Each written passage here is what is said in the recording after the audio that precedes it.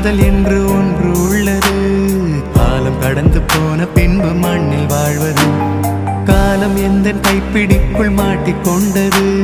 காதல் என்னை விட்டு விட்டு எங்கு சென்றது. கடவுள் வந்து பூமி மீது வாழும் போதிலும் காதல் தோல்வியாகும் போது சாக தோன்றிடும். காதலின்றி பூமி மீது வாழ நேர்ந்திடும்.